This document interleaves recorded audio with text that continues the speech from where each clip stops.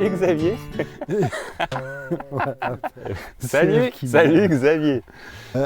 Bonjour Guilain, bonjour à tous. Aujourd'hui, un petit truc moi qui me semble important. Vous savez, on parle souvent de faire ses graines. Et moi, j'aime bien l'idée aussi de laisser faire ses graines. C'est-à-dire qu'on a plein d'espèces qui, j'aurais tendance à dire, qui n'aiment pas la main de l'homme. En fait, qui se ressèment mieux qu'elles se sèment. Alors, dans ces espèces-là, on a le persil. Le persil, je préfère le laisser se ressemer. Avec un truc très intéressant, c'est que moi, j'ai vu parfois du persil congelé. Voilà, je vois pas l'intérêt.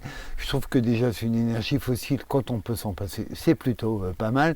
Et je trouve que la congélation ne tue pas que les nutriments, elle tue aussi les saveurs. Alors il y a un truc qui est génial avec le persil, c'est la graine. Oh, qu'est-ce qu'elle est bonne cette graine! Et donc ça c'est un organe de réserve, de conservation.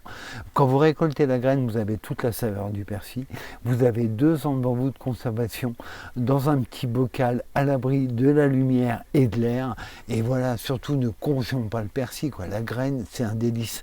J'en profite pour rappeler que de nombreuses graines d'ombellifères sont très très bonnes.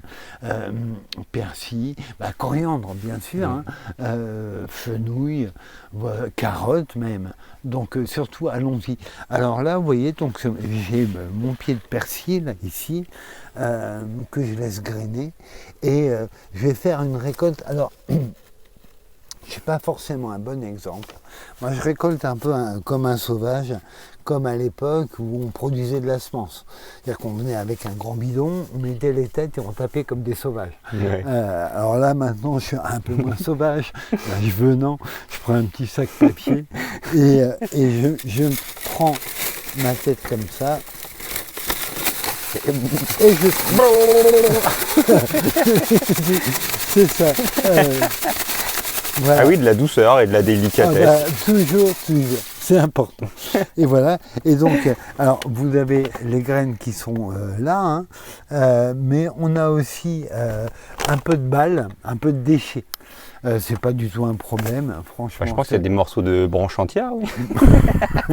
Et tu crois pas que tu exagères? Non, je rigole. En tout cas, il n'y a aucune toxicité et on n'est pas obligé d'être impeccablement propre. Bon, ceux qui veulent peuvent faire un petit vannage à l'égyptienne ou un petit tamisage. Franchement, En tout cas, c'est rapide. Voilà, c'est rapide.